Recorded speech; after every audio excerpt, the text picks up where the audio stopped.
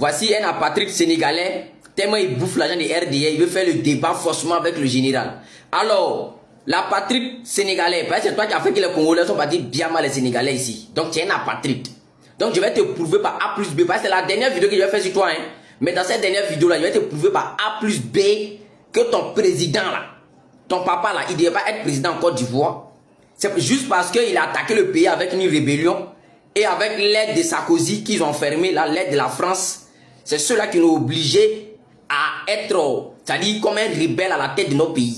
Si tu ne crois pas, suis cette vidéo-là et on revient. C'est pas un Ivoirien. C'est pas un Ivoirien. Attends, Alassane Ouattara, qui est aujourd'hui président, n'est pas Ivoirien. Non, il n'est pas Ivoirien. Et d'ailleurs, la seule personne au monde qui a toujours été constante pour dire que Ouattara n'était pas Ivoirien, c'est Ouattara lui-même. Parce que tous les actes posés par Ouattara avant de devenir Premier ministre en Côte d'Ivoire l'ont été avec des documents voltaïques ou burkinabés par la suite, quand le Volta a changé de nom. Il achète un immeuble à Abidjan en 1984, il va chez le notaire, il sort un passeport voltaïque.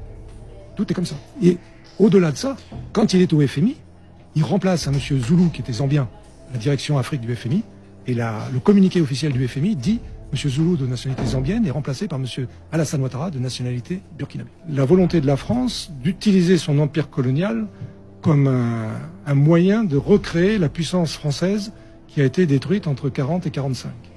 Et par exemple, de façon très symptomatique, dans le cadre de l'éducation nationale, la conférence de Brazzaville focalise en disant il est interdit aux Africains d'apprendre leur langue locale. Ils doivent tous parler français.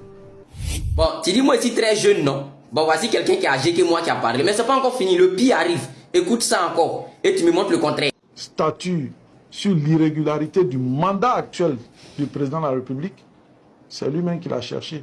Dans sa constitution, il a mis qu'il faut être exclusivement ivoirien. On se demandait à quoi ça répondait. Quand on est ivoirien pour nous. Mais avec l'exercice et le précédent Thiam, nous nous rendons compte que lui-même est dans le même cas. Il est ivoirien. Et nous savons qu'il a une autre nationalité, qui est la nationalité burkinabé. Mais à quel moment il a renoncé à cette nationalité, personne ne sait. Il n'y en a aucune preuve. Nous avons fait toutes les recherches possibles.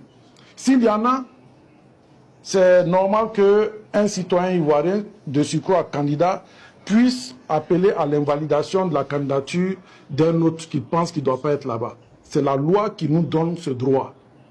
À lui maintenant de venir... Il est prouvé qu'il a eu la nationalité burkinabé, qu'il en a joui, mais il n'est pas prouvé qu'il y a renoncé. Nous demandons simplement qu'il nous apporte les preuves de sa renonciation, de sorte à avoir la qualité d'ivoirien exclusive selon la Constitution, pour pouvoir être candidat à cette élection qui vient. Mais déjà, s'il ne répond pas à ça, ça veut dire qu'il a été irrégulièrement candidat en 2020. Voici la conséquence. Donc nous attendons seulement que le Conseil constitutionnel dise le droit, rien que le droit. C'est pas encore fini, hein? Il a été démontré par A plus B pour te déconstruire par A plus B. Voilà, tu dis que tu as fréquenté, tu sais lire, non? Tu vas lire l'article 55 de notre constitution de 2016. Tu vas lire ça. Même pause sur la vidéo, appelle-toi Draman, venez lire ça là. Et puis allez-y fouiller dans la constitution de 2016. Là, c'est pas dedans, changer mon nom. Donc quand tu finis de lire ça là, tu vois que ton président là, c'est pas un Ivoirien, non? Voilà. On ne sait même pas d'où il vient. Voilà pourquoi les Ivoiriens ne l'aiment pas. Parce que c'est pas un Ivoirien. Ils n'aiment pas les Ivoiriens. Claire. Hey, toutes ces nationalités voltaïques ou bien quoi, burkinabé, on ne sait même pas quand il a renoncé à tout ça là, même pour dire lui va devenir président en Côte d'Ivoire. Et quand tu lis l'article 55, oui, de notre constitution de 2016 là, tu trouves quoi dedans? Donc tu comprends pourquoi il dit qu'il ne plus faire vidéo sur toi, non? Parce que si normalement, voir Ouattara, ils ont accepté sa candidature là, on devrait au moins accepter pour Thiam et puis on allait voir quelque chose. Parce que lui et puis Thiam là, mais c'est pas la même capacité. Thiam même est bien placé même pour être candidat plus que Ouattara. Mais tu vois que non, la Go là, celle qui vient proclamer les résultats, elle a accepté pour Ouattara, mais elle n'a pas pu accepter pour Thiam. Eux tous, procureurs, eux tous, c'est les RDR, c'est les RHDP. Tu comprends non?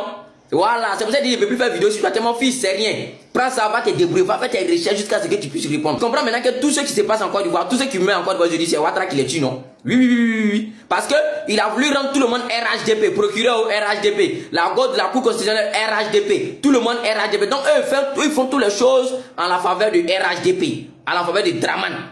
Donc tous ceux qui sont en train de mourir aujourd'hui, tous ceux qui sont partis marcher pacifiquement, les corps avec qui meurent, pourquoi tu meurs là? C'est Ouattara qui est à la base de tout ça là.